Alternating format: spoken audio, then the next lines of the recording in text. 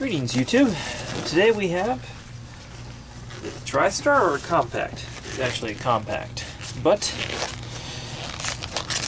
this one has no power and is really old.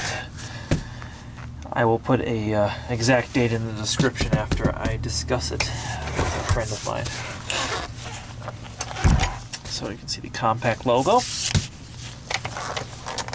can see this great logo here, which says cyclonic action, and it has a swerving motion like that, which is actually how it works, which is kind of a cool thing. It's not so old though. It's got vents here. It has this guy. Really old models, it was vented out to the bottom. So kind of cool thing.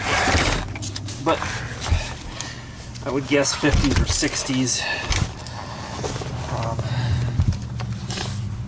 So, as always, please like, subscribe, and don't do this shit at home. You don't even have to bring this to an authorized dealer. Any monkey with a Steel City or ESCO account will gladly be qualified to do this, as it is a fairly easy machine to repair. A little bit different than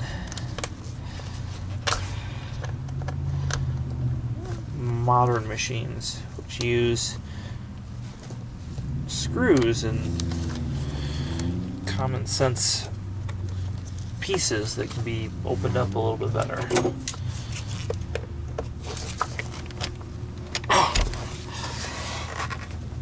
Alright, so first we're going to remove the little cotter pins. Then we're going to remove that. And let's see if there's a screw in there. Now note, this model is before the wheels were common. So you had these things that they would glide on.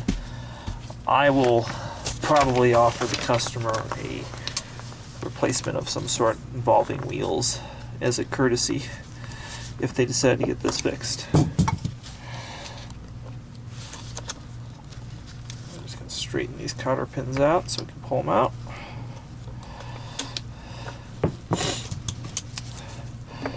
I haven't done one of these in a long time, so I thought I'd make a video of it. I'm 30. I was in high school at the time. Wow, the cotter pin's really in there. These are made by Interstate. It's a C50. These are made in the US. These, as you can tell by the beautiful powder coating that was done. I hate to be wrenching on a machine like this. Yeah, it's coming out. I'm also being a little bit more careful than I usually would be, being that this is a vintage machine, and I don't want to actually replace any parts we don't have to, just to keep it as much original as possible. It's kind of like working on an old car. At least that's how I see it. I think a lot of people see this as trash. I really see this as a kind of a fun project. Alright, this is coming on now. Holding the work is half the battle. There you go. Second pin out. So our wheels should just pop out. Oh, we got a little bit of a burr going on. So a lot of people see Compacts and TriStars and they say, it's all metal, it's going to last forever. Well, it is very well made. It's aluminum, which is a soft metal, just like a Coke can. So we're not going to say that that makes it any stronger. In my opinion, it makes it weaker than a lot of plastic machines. So this error is die casted beautifully. Screams Art Deco design. We don't make things like this anymore. Alright, so in the bags are cool. Got the old school bags in there, throwing that away.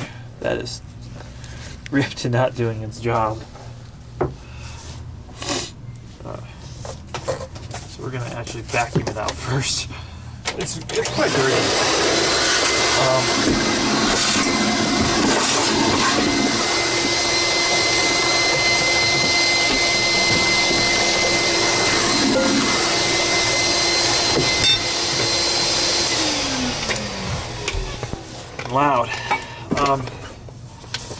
So we've pulled out all the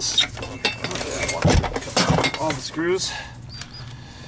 And when I put these in, I will put these in by hand. These will not go in with this driver.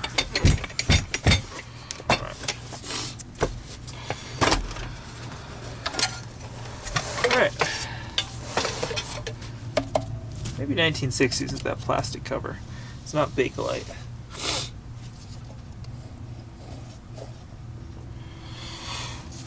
So this is back when we used to actually open them up and lubricate part of the motor bearing sometimes. We needed it. So this is actually going to come unwired from that. Oh, that's neat. That is neat. Let me clean this off. Hope I don't.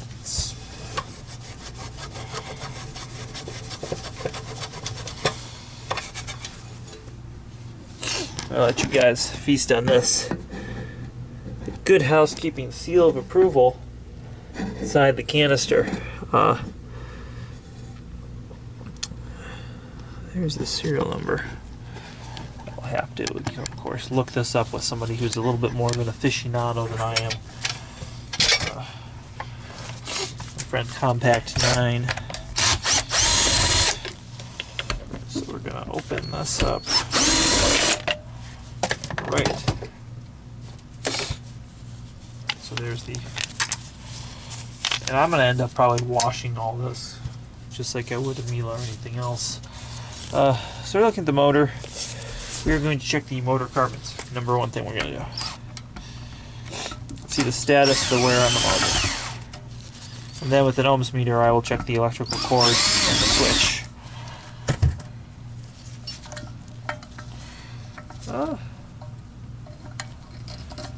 They're pretty short. I would go ahead and say it's time to replace these.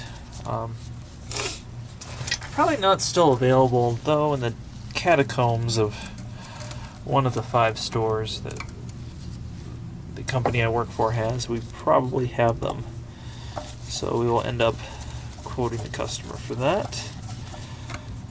Again, this is kind of a restoration project at this point. So next thing we're going to do is we're going to put the motor back in. We're going to run the motor just directly and test everything. So the wire nuts are ceramic. So you can see that they've broken off.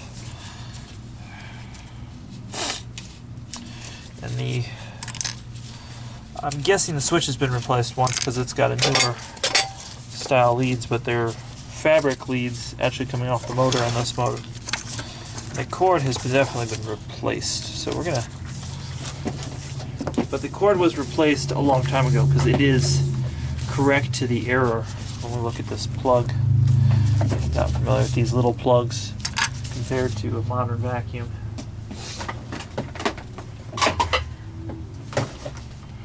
Modern plug, this plug. Notice the size difference. Okay. So let's get our ohms meter out. We're going to just test everything. This machine has significant dust buildup in this. And something a lot of people don't understand is when machines get this dusty or have this much, they must be washed, new filters. They're actually putting a... Ooh, that switch feels funny. I think I found our culprit. A dangerous amount of dust actually into the air at this point. Alright. Test that. Alright, that seems good. Everything else seems good. I'm going to go ahead and throw some modern wire nuts on there.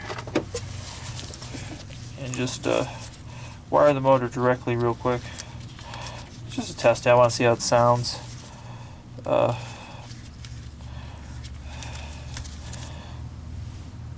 This actually is a double ball bearing. Some of these had a bearing that needed to be lubricated or replaced with the motor need to be lubricated. Again, I'm not quite the aficionado on these, so I'm not too good on my history. Alright, so we're going to wire this directly. You're going to see my lights go off. We're going to turn the fan on.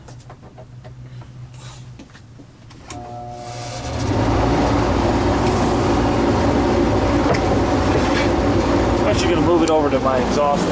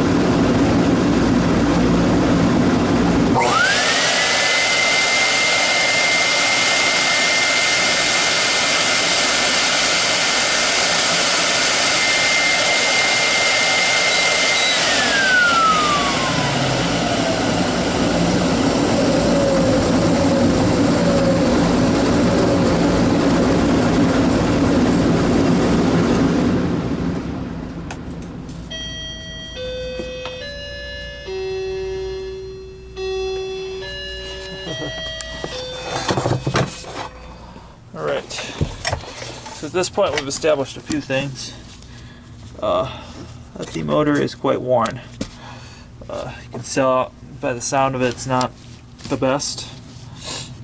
So at this point, I'm looking for a date stamp here. We have 87159. I wonder if this was replaced.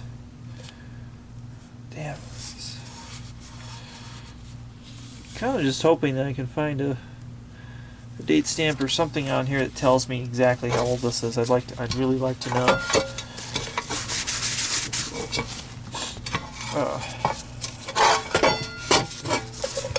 A lot of times people use this as their secondary vacuum or something like that. Oh, there's no date stamp or anything I see visibly anywhere in this casting. So, you know, I'll get with a aficionado and we'll find out for sure. An interesting thing is there was foam once on here. It was removed. So this vacuum has been serviced or taken care of at some point. Somebody has done some work. But at the very least, it needs carbon brushes. The bearings don't sound good. So I'm going to call a customer and give them their news. I hope I get to restore this. If not, please like, subscribe, comment.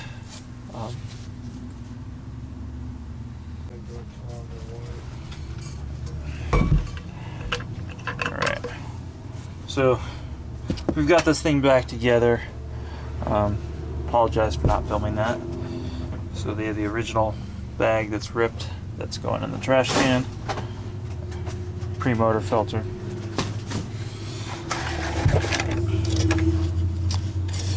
In this particular instance, I don't believe in buying the genuine stuff. It's not any better. So we go with the generic replacement parts in this case. This bag is actually one kind of quality. So we've washed this up, we've replaced it with a switch. It's actually a Eureka switch we used for a commercial vacuum. Still has that cool original plug on it.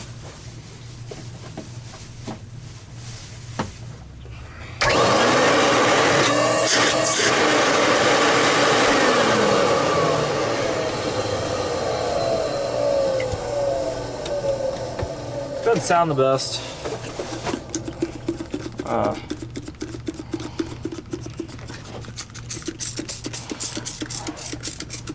But it is what it is, being that this vacuum is from the 1960s. The best it's gonna be.